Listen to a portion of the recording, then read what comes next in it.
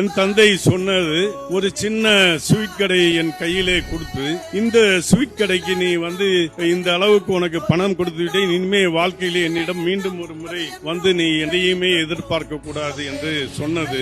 அதை வெறும் 6 மாதத்திலே அவர் கொடுத்த பணத்தை திருப்பி கொடுத்து விட்டேன். அதன் பின்பாக என் தந்தை சொன்ன இலக்கு, ஒரு நாள் நீ என்றாவது ஒரு நாள் 1 லட்சம் வியாபாரம் செய்து காண்பிக்க வேண்டும், அப்பொழுது உன் திறமையை ஏற்றுக்கொள்கின்றேன் என்று சவால் விட்டார். அப்பொழுது என்னுடைய ஒரு நாள் வியாபாரம் என்பது தினமும் 4000 ரூபாய் தான். என்னுடைய சகோதரரோ, அப்பா நாங்கள் 10,000 ரூபாய் வியாபாரம் பண்ண வேண்டும் என்றாலும் கூட அதற்கு நிறைய சவால்கள் உள்ளது, செய்ய முடியாது என்றால், நம்மளுடைய கண்ணாடி என்ன சொன்னது, பிகாம் போக்கஸ் ஆக நீ முயற்சி செய், ஒன்னால் 10,000 அல்ல 1 லட்சம் அல்ல 10 லட்சம் செய்ய முடியும் என்று சொன்னது. அதை நான் 3 ஆண்டுகளிலே என் தந்தையிடம் அதை சமர்ப்பித்து அந்த தொழிலை கடந்து இன்று நாங்கள் 5 கோடி இலக்கு என்பதை அதை 10 கோடி 20 கோடியாக மாற்ற வேண்டும் என்ற நோக்கத்தோடு செயல்படுகின்றோம்.